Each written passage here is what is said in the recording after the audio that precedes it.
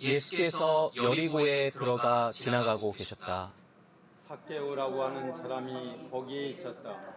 그는 세관장이고 부자였다. 삭개오는 예수가 어떤 사람인지를 보려고 애썼으나 무리에게 가려서 예수를 볼 수 없었다. 그가 키가 작기 때문이었다. 그래서 그는 예수를 보려고 앞서 달려가서 뽕나무에 올라갔다. 예수께서 거기를 지나가실 것이기 때문이었다. 예수께서 그곳에 이르러서 쳐다보시고 그에게 말씀하셨다. 삭개오야, 어서 내려오너라. 오늘은 내가 네 집에서 묵어야 하겠다. 그러자 삭개오는 얼른 내려와서 기뻐하면서 예수를 모셔드렸다. 그런데 사람들이 이것을 보고서 모두 수군거리며 말하였다. 그가 죄인의 집에 묵으려고 들어갔다. 삭개오가 일어서서 주님께 말하였다. 주님 보십시오.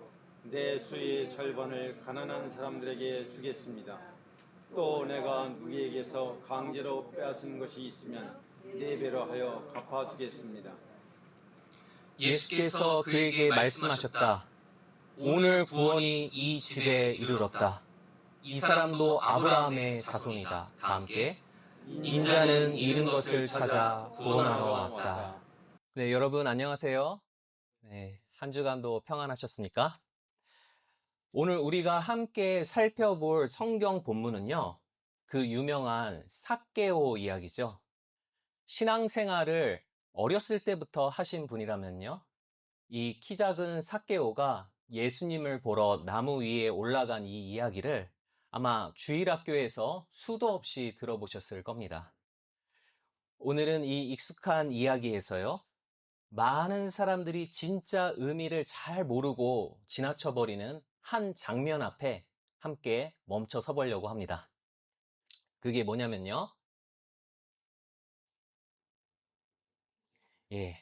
삭개오가 나무 위에 올라가 있는 장면입니다.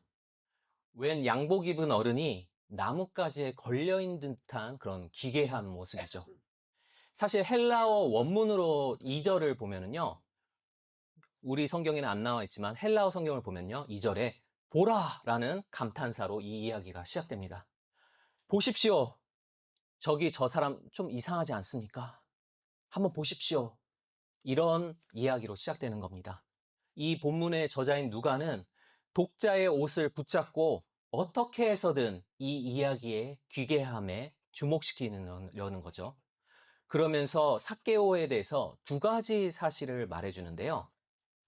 그건 바로 삭개오가 세관장이고 부자였다는 겁니다. 이 여리고라는 아주 부유한 지역의 세관장이었는데요. 당시 여리고는요, 헤롯 대왕이 건설한 그 겨울 왕궁이라는 곳 들어보셨어요? 아주 그 거대 럭셔리 휴양단지가 있었고요. 그리고 여러 나라 무역상들이 모이는 그런 국제교역의 중심지였습니다. 거기서 세관장이라는 거는요, 오늘날로 치면 지역 국세청장 정도 하는 아주 어마어마한 그런 권력자인 거죠. 유대인 군중들이 가장 미워하면서도 가장 두려워하는 그 인물이 바로 삭개오였던 겁니다. 그런데 오늘 본문은 그런 그를 나무 가지 위에 올려놓습니다. 여러분, 그 시대의 중동 문화에서는요, 성인 남자가, 그것도 지위가 높은 사람이 군중 앞에서 점잖게 걷는 게 아니라 뛰어가는 것, 게다가 나무 위로 기어 올라가는 것, 이건요, 한마디로 말하면 사회적인 자살 행위에 가까웠습니다. 그 다음 보여주세요. 네. 여러분, 그 중동 남자들의 그 복장을 보신 적 있으시죠? 치마 같은 게 발목까지 내려가 있습니다. 뛰려면 어떻게 해야겠어요? 치마 끝을 2손으로 걷어 올려야 하고요. 그렇게 되면 맨 다리가 노출되겠죠. 이 맨 다리를 노출시키면서 치마를 붙잡고 뛰어야 하는 그 모습이요, 내 위신에 너무 손상을 입히기 때문에 어른이라면 절대 하지 않을 행동이었죠. 그런데 평소엔 비서들의 호의를 받고 거드름이다 피우던 이 세간장 양반이 채통 없이 헐떡거리며 달려가서요. 길가 뽕나무 가지를 잡고 기어 오르는 겁니다. 그 동네 사람 어느 누구도 이 장면을 예상하지 못했었죠. 자, 이 지점에서 여러분 마음에 의문 한 가지가 떠오르실 겁니다. 도대체 뭐가 삭개오를 나무 위까지 올라가게 만든 걸까라는 거죠. 흥미롭게도요, 성경 본문은 답을 알려주지 않습니다. 너무 삭개오가 외로웠던 건지, 지쳤던 건지, 아니면 사소한 호기심이었던 건지, 누가는 이 저자 누가는 끝까지 침묵하죠. 다만 한 가지 우리에게 보여주는 것은 삭개오의 행동뿐입니다. 어른이라면 절대 하지 않았을 행동, 이 기괴한 장면 하나만 우리 앞에 던져놓는 거죠. 여러분, 우리도 살면서 가끔 비스무리한 장면들을 봅니다. 분명 집에 다 도착했는데도 차에서 내리지 않고 운전대 앞에 한참을 앉아있는 어른들. 늘 가족들 앞에서 강한 모습만 보이던 부모님이 모두가 잠든 새벽, 홀로 불 꺼진 거실에 멍하니 앉아있는 모습. 그분들의 마음속에 뭐가 있는지 우리는 잘 모르죠. 아마 당사자분들도 잘 모를 때가 많으실 겁니다. 그래서 누가도 굳이 그걸 말하지 않는 거죠. 대신에 이 이상한 장면을 던져놓고 이렇게 묻는 겁니다. 당신이 어른이라면 무엇이 당신을 이렇게 어이없는 자리에까지 몰고 갈 수 있겠습니까? 라는 것이죠. 그냥 호기심이었겠지 하고 생각하시는 분들도 꽤 많을 것 같은데요. 성경도 표면적으로는 그렇게 말합니다. 3절 앞부분을 한번 함께 읽어보실까요? 예수가 어떤 사람인지를 보려고 애썼으나, 네. 삭개오는 예수가 어떤 사람인지 그냥 궁금했다는 거죠. 흔히들 삭개오가 죄인이지만 하나님을 향해서 아주 절박한 마음을 가지고 있었을 거라 생각하시는데요. 그렇지 않았을 가능성이 높습니다. 그는 인생이 망한 사람이 아니었어요. 부자였고요, 권력자였습니다. 본문이 그리는 삭개오는요, 눈물 콧물 흘리면서 진심으로 회개하러 온 사람이 아니고요. 요즘 핫하다는 그 랍비가 도대체 어떤 사람인가 하고 가벼운 호기심으로 나왔다는 겁니다. 우리 중에 모태신앙이 아닌 분들은 내가 맨 처음 교회에 발들였을 때가 아마 기억나실 텐데요. 교회란 대체 어떤 곳인지 하는 그런 호기심으로 가셨을 겁니다. 삭개오는 바로 그런 마음이었죠. 그런데요, 성경 본문은 우리한테 한 번 더 묻습니다. 어른이 과연 호기심만으로 나무 위에 올라갈까라는 겁니다. 여러분, 한번 상상해 보실까요? 한 직장인이 있습니다. 이 멀끔한 정장에 넥타이까지 메고 있죠. 그런데 갑자기 길거리에 있는 큰 쓰레기통에 허리를 숙여서 고개를 집어넣더니 맨손으로 그 안에 오물을 다 헤집는 거예요. 지나가는 사람들이 쳐다보는데 아랑곳하지를 않습니다. 이 직장인이 해명하기를, 아, 그냥 이 안에 뭐가 들었는지 궁금해서요 라고 하면 여러분은 믿으시겠습니까? 절대 안 믿죠. 어른은요, 내 수치심을 감수할 만한 그 뭔가가 없으면 절대 쓰레기통에 내 얼굴을 처박지 않습니다. 분명 삭개오가 나무 위에 올라간 거에서는 호기심 플러스 뭔가가 있었다는 거죠. 삭개오 자신도 모르는 뭔가가 있었다는 겁니다. 그럼 도대체 왜 나무 위에 올라간 걸까요? 성경 본문에는요, 우리가 놓치지 말아야 할 디테일이 하나 더 있습니다. 예수님을 보려고 그 자리에 몰려든 인파는요, 삭개오를 모르는 자들이 아니었습니다. 그들은 삭개오한테 평생 고액의 세금을 뜯겨온 여리고 주민들이었죠. 보통 사람들은요, 아무리 인심이 험해도 키 작은 사람이 뭔가를 보려고 하면은 자리를 살짝 비켜줄 겁니다. 그런데 삭개오한테는요, 비켜주지 않았습니다. 오히려 살기를 띠고 어깨로 그를 밀쳐냈겠죠. 이 매국노야, 어딜 끼어드느냐 하면서 그런 냉랭한 시선들을 보냈을 겁니다. 보통 이 정도로 멸시당하면 예수님 보는 걸 그냥 포기하겠죠. 그런데 삭개오는요, 멈추지 않고 그 나무 위로 올라가는 겁니다. 호기심만으로는 절대 그렇게까지 하지 못하죠. 성경 본문은 우리한테 다시 묻는 겁니다. 도대체 왜? 뭐 때문에? 그런데 여러분, 사실 우리도요, 뭔가에 떠밀려서 나만의 나무 위로 올라갈 때가 있습니다. 요새 많은 사람들은요, 수시로 내 핸드폰에 있는 주식 앱과 부동산 시세 앱을 켜놓죠. 이미 수십 번도 더 확인했는데 의미 없이 계속 위아래로 당기면서 새로 고침을 합니다. 내 재정에 큰 문제가 있는 것도 아니고요. 내일 당장 집을 팔아야 하는 것도 아닙니다. 그런데 오르락 내리락 거리는 내 주식 주가, 내 집값의 나무 위에 올라서서 그 숫자가 오르내리는 데만 정신이 팔리죠. 어떤 사람들은 특별히 볼 것도 없으면서 그저 내 거실 TV와 영상에만 주시하고요. 정말 살 것도 아니면서 시도 때도 없이 온갖 쇼핑, 중고 사이트를 뒤지면서 장바구니에 넣었다 뺐다를 반복하죠.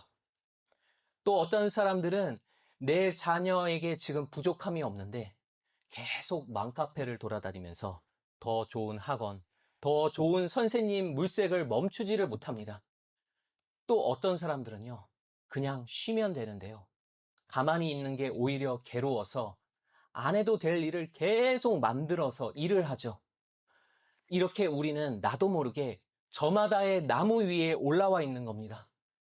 기독교 영성 작가 헨리 나우에는요, 우리 현대인들은 설명할 수 없는 자기 내면의 불안함과 공허함을 우리가 잊기 위해서 끝없는 분주함의 나무 위로 기어 올라간다고 지적했습니다. 가만히 멈춰 서서 자기 내면을 마주하는 게 너무나 두렵기 때문에 우리는 끊임없이 무언가의 나뭇가지 위로 올라가서 나 자신도 모를 이유를 모를 그런 행동을 계속해서 반복한다는 거죠. 우리 마음에 이런 불안, 이런 갈증은 도대체 어디서 오는 걸까요? 신학자 어거스틴은요, 이걸 한 문장으로 정의했습니다. 한번 읽어볼까요? 하나님은 우리를 당신을 향하도록 만드셨기에 당신 안에서 쉼을 찾기까지 우리의 마음은 안식을 얻지 못합니다. 네, 여러분 이 문장은 꼭 마음속에 새겨주셨으면 좋겠습니다. 우리 인간은요, 하나님만을 예배하도록 만들어진 특별한 피조물이라서요, 내 안에 하나님만이 채우실 수 있는 그 빈 공간을 갖고 태어난다는 겁니다. 그런데 우리 죄인은요, 이 빈 공간을 하나님 아닌 걸로 채우려 하죠. 돈, 명예, 성취, 인정, 안정. 다 좋은 것들이지만요. 그것들로는 그 빈자리가 절대 채워지지 않습니다. 마실수록 더 갈증이 나는 짠물과 같기 때문이죠. 여러분, 그런데 더 깊은 비극은요. 정작 그 갈증을 채워주실 분이 내 곁을 지금 지나가고 있는데도요. 그분 앞에 나가기는커녕 슬그머니 몸을 숨겨버린다는 겁니다. 삭개오가 딱 그랬습니다. 이 삭개오가 올라간 나무는요. 우리 성경에는 뽕나무로 번역되어 있지만은요. 실은 돌무화과 나무입니다. 네. 이 여리고 관광지에 가면요. 이 사진 속의 나무를 보실 수가 있는데요. 이게 삭개오가 올라갔다던 바로 그 전설 속의 나무라고 합니다. 그런데 아마 보통 이 나무 종은요, 수백 년밖에 살지 못해서 아마 예수님 때로부터 2000년이나 지냈으니까 아마 그 전설은 사실이 아닐 겁니다. 어쨌든 이스라엘의 돌모아가 나무는요, 이 보시다시피 가지의 높이가 굉장히 낮지요. 그래서 올라가기가 쉽습니다. 그리고 잎이 굉장히 무성하죠. 그래서 그 속에 들어가 있으면은 밖에서 잘 안 보입니다. 내 몸을 숨기기에 딱 좋은 장소죠. 삭개오는 예수님께 가까이 가고 싶었지만 그분과 굳이 엮이고 싶지는 않았습니다. 그분을 보고는 싶지만 나를 보여주고 싶지는 않았습니다. 그냥 익명의 관찰자로 그분을 대충 훑어보다 떠나려고 했죠. 그래서 삭개오의 눈에는 잎이 무성한 이 돌무화과 나무가 완벽한 은신처로 보였던 겁니다. 누군가를 사랑하려면요, 반드시 다가가야 합니다. 이렇게 거리를 벌리고 관망만 하는 거는 사랑이 아니라 이기심인 거죠. C.S. 루이스는 이렇게 지적했습니다. 상처받지 않는 유일한 길은 아무것도 사랑하지 않는 것이다. 당신의 마음을 이기심이라는 관짝 속에 안전하게 보관해라. 그 관 속에서 당신의 마음은 다치지는 않겠지만 꿰뚫을 수 없을 만큼 단단하게 굳어버릴 것이다.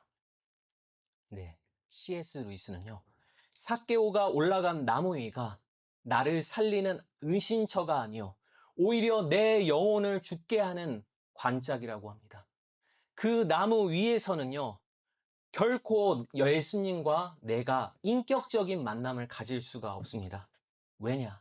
내 발이 땅에서 떨어져 있기 때문에 예수님을 구경만 할 수 있을 뿐 그분과 함께 걷는 것이 불가능하기 때문이죠. 성경은요, 우리 인간 모두가요, 이런 비참한 나무, 죄의 나무 위에 올라가 있다고 하죠. 그곳은 결코 우리 스스로 내려올 수 없는 막다른 자리입니다.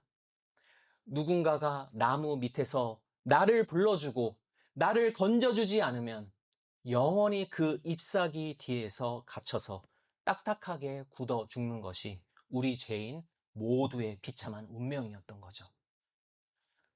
그런데요, 바로 이 지점에서 이야기의 반전이 일어납니다. 어떤 반전이 일어나느냐?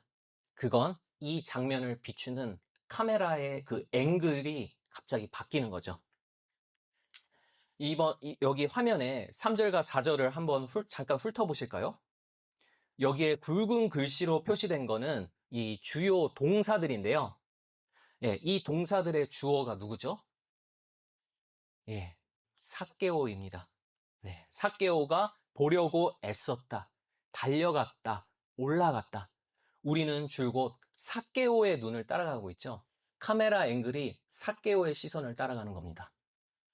그런데 5절부터 갑자기 주어가 바뀝니다. 함께 읽겠습니다. 네, 예수께서 그곳에 이르러서 쳐다보시고, 네, 삭개오는 예수님이 나무 위에 숨은 자기를 그냥 모르고 지나치실 줄 알았죠. 그런데 놀랍게도 예수님은 삭개오가 있는 곳을 정확하게 올려다보십니다. 바로 이때부터 카메라의 앵글이 전환되는 겁니다. 왼쪽에 있는 삭개오의 시선에서 오른쪽에 있는 예수님의 시선으로 바뀌는 거죠. 저 왼쪽 그림처럼요, 우리는 줄곧 삭개오의 어깨 너머에서 저 아래 계신 예수님을 내려다봤습니다. 하지만 이제는 주어가 예수님이시죠. 우린 예수님의 어깨 너머에서 저 나무 위에 삭개오를 함께 올려다보게 되는 겁니다. 우리는요, 지금까지 이 만남이 예수님을 보러 간 삭개오 때문에 이뤄진 줄 알았습니다. 그런데 성경 본문이 그리는 그림은요, 정반대입니다. 알고 보니까 사실 예수님이 삭개오를 보러 오셨던 거죠. 여러분, 어렸을 때 부모님하고 사람 많은 그런 장터나 놀이공원 같은 곳에 갔다가 길 잃어보신 적 있으시죠? 네. 신기한 물건에 아이들이 정신이 팔려서 부모님 손을 놓고 한참을 구경하다가 엄마 아빠 손을 놓칠 때가 많습니다. 그러면 아이들은 울며 불며 엄마 아빠를 찾죠. 그러다 드디어 엄마를 만나서 그 품에 안기면, 아, 내가 드디어 엄마를 찾았구나. 아이의 시선에서는 내가 드디어 엄마를 찾았구나 하고 안심합니다. 그런데요, 알고 보면은요, 실상은 아이가 부모를 찾아낸 게 아니죠. 부모가 아이를 찾아낸 겁니다. 아이가 내 시야에 안 보이는 그 순간부터 부모는 심장이 터질 것 같은 그런 심정으로 아이를 찾아다닙니다. 시장이 떠나가라 아이 이름을 부르고요. 부모의 시선으로 사방을 뒤지다가 결국 저 구석에서 울고 있는 내 아이를 찾아내는 거죠. 미국 기독교에는요, 이런 아름다운 찬송 하나가 있는데요. 내가 주를 찾았으나 나중에야 알았네 라는 곡입니다. 한국 찬송가에는 수록이 안 돼 있지만 해외에서는 널리 불리는 곡인데요. 이 가사를 한번 잘 음미해 보세요. 내가 주를 찾았으나 나중에야 알았네. 주님이 나를 찾으시며 내 영혼을 움직여 주를 찾게 하셨음을. 참되신 구주여, 제가 주님을 찾은 것이 아니요 오직 제가 주님께 발견된 것입니다. 가사가 너무 아름답죠? 정말 그렇습니다. 우리 모두는 하나님 없는 결핍 속에서 저마다의 나무 위로 올라간 사람들이죠. 그리고 그 자리에서 주님을 만나서 이렇게 우리가 함께 주님을 예배하고 있습니다. 나는 오랜 세월 번민하며 마침내 내가 주를 찾아낸 줄로 알았습니다. 하지만 주님의 은혜를 경험하면서 나중에야 깨닫는 사실은 내가 주를 찾아 나선 것이 아니요 그분이 나를 향해 이미 걸어오고 계셨다는 겁니다. 하나님의 선행하시는 은혜가 내게 먼저 다가와 주님이 지나가실 바로 그 타이밍에 나를 그 가로수 위로 인도하셨으니 이 만남은 결코 우연이 아니요 주의 놀라운 섭리였다네 라는 것이죠. 우리가 쉴 새 없이 주식과 부동산 앱을 만지고요. 나 자신한테 온갖 일을 분주하게 시키면서요. 내 마음속 공간에 허무한 것들을 잔뜩 쏟아붓고 있을 때 누군가는 그런 우리의 비참함을 먼저 하시고 이미 그 귀한 발걸음을 우리 쪽으로 내딛고 계셨던 겁니다. 예수님은 삭개오를 올려다보며 말씀하십니다. 삭개오야, 어서 내려오너라. 오늘 내가 네 집에 머물러야 하겠다. 예수님은 이전에 삭개오와 한 번도 만난 적이 없으시죠. 전혀 면식이 없었습니다. 그의 이름을 알 리가 만무했죠. 삭개오는 무성한 잎사귀 뒤에 숨어서요. 그냥 익명의 관찰자로 남고 싶었죠. 그런데 예수님이 내 얼굴을 똑바로 올려다 보시면서 나를 부르십니다. 만약 예수님이 저기 나무 위에 있는 남자분 하고 이렇게 부르셨다면은 그래도 삭개오는 익명성은 지킬 수 있었겠죠. 그런데 예수님은 내 이름을 정확하게 알고 계셨습니다. 삭개오야, 어서 내려오너라 하고 부르시죠. 그 부르심이 삭개오 인생의 터닝 포인트가 됩니다. 여러분, 몇 주 전에 제가 설교했었던 요한복음 10장 설교 기억하시나요? 목자와 양 이야기. 네, 양은 목자의 목소리를 알아듣는다. 양은요, 자기가 먼저 목자를 찾아내는 동물이 아닙니다. 내 이름을 불러주는 목자 목소리를 알아듣는 동물이죠. 삭개오가 예수님의 이름을 알기 훨씬 전에 예수께서 먼저 그의 이름을 아셨고 부르셨습니다. 신학 용어로 이걸 효력 있는 부르심이라고 합니다. 뭐라고요? 효력 있는 부르심. 예. 원래 우리는 죄로 인해서 영적인 청력이 망가져서요. 하나님의 음성에 전혀 반응할 수 없는 존재였습니다. 하지만 하나님께서는 성령을 통해 먼저 다가오셔서 우리가 그분의 목소리를 알아들을 수 있도록 우리 영을 살려주셨다는 거죠. 그분이 내 이름을 불러주셨을 때 내가 거부하지 않고 믿음으로 반응할 수 있었던 건 그 부르심이 내게 효력이 있도록 그분이 먼저 나를 준비시키시고 인도해 주셨다는 겁니다. 그런데 삭개오가 받은 은혜는 이게 다가 아니었습니다. 예수님은 그의 이름을 부르시고요. 온 군중이 보는 앞에서 오늘 내가 네 집에 머물러야 하겠다 하시죠. 아니, 집주인이 초대도 안 했는데 손님인 예수님이 먼저 네 집에 들어가겠다 하십니다. 여러분, 당시 유대 사회에서는요. 내가 누군가의 집에 머물면서 그 사람과 같은 식탁에 앉아 밥을 먹는다는 거는요. 단순한 식사 대접이나 친목 도모가 아니었습니다. 이거는 나는 이 사람을 내 사람으로 인정합니다. 우린 한 배를 탔습니다. 라는 친밀함의 고백이었던 거죠. 유대인 군중들한테는 너무나 큰 충격이었습니다. 로마의 앞잡이인 이 세관장의 집만큼 더럽고 부정한 공간은 없었을 겁니다. 그런데 예수님이 거길 들어가신다는 거죠. 이 말을 들은 순간 사람들이 일제히 수군거립니다. 그리고 삭개오를 미워하던 사람들의 분노가요, 이제 방향을 바꿔서 그 분노가 전부 예수님께 옮겨가죠. 이제 유대 사회에서 가장 욕 많이 먹는 사람은 누구겠어요? 삭개오가 아니라 예수님이 되신 겁니다. 유대 최고의 욕바지가 되셨죠. 아무 흠 없이 살아오신 예수께서는요, 삭개오의 자리에 대신 서셨고요. 반면에 삭개오는요, 예수님과 함께 자고 먹음으로써 그분의 제자라는 존귀한 자리에 서게 된 겁니다. 이 은혜로운 자리 바꿈이 바로 복음이라는 것이죠. 복음이 뭐라고요? 자리 바꿈. 예.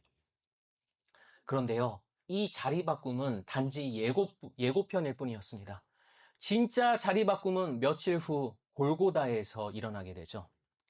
고린도후서 5장 21절 한번 함께 읽어볼까요? 하나님께서는 죄를 모르시는 분에게 우리 대신으로 죄를 씌우셨습니다. 그것은 우리가 그리스도 안에서 하나님의 의가 되게 하시려는 것입니다. 네.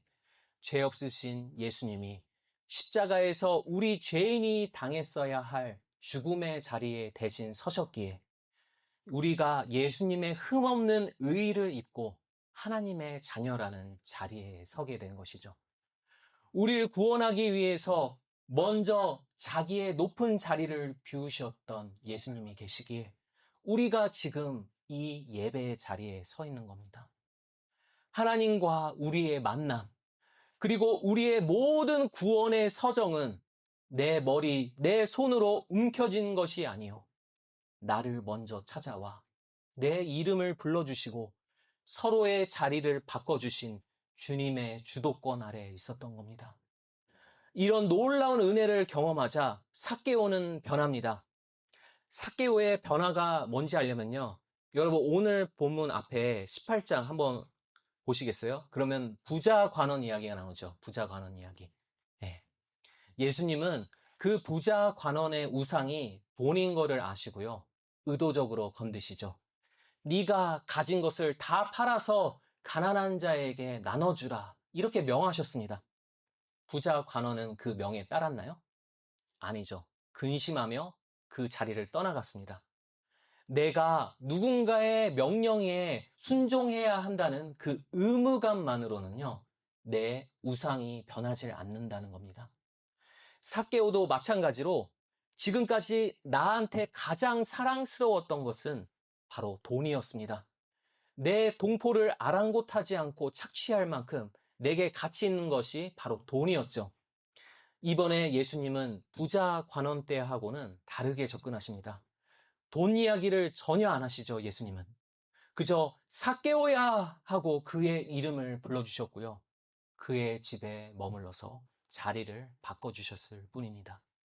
그런데 삭개오는 내 소유를 가난한 자들에게 나누어 주겠습니다, 내가 빼앗은 것이 있으면은 다 갚아주겠습니다 하죠. 이 변화를 어떻게 설명할 수 있을까요? 토머스 찰머스라는 신학자는요, 이걸 세상 사랑을 몰아내는 새 애정의 힘이라고 불렀습니다.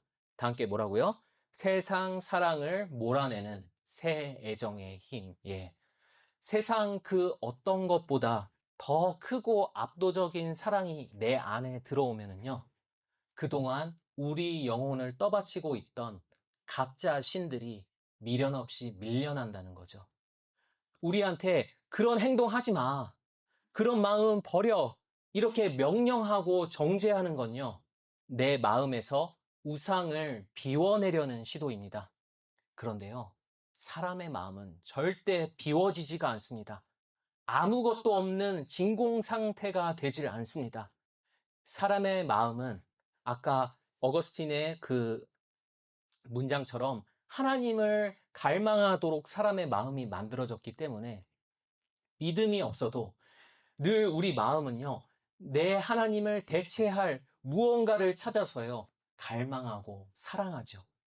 그렇기 때문에 우상은 제거되는 것이 아니라 오직 더 위대한 사랑으로 대체될 수 있을 뿐입니다.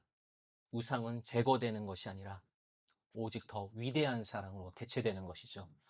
삭개오의 돈 사랑은요, 예수께서 이 몹쓸 나의 이름을 불러주시고 내 모든 죄와 수치를 짊어지신 그 사랑 때문에 자연스럽게 밀려나간 것이죠.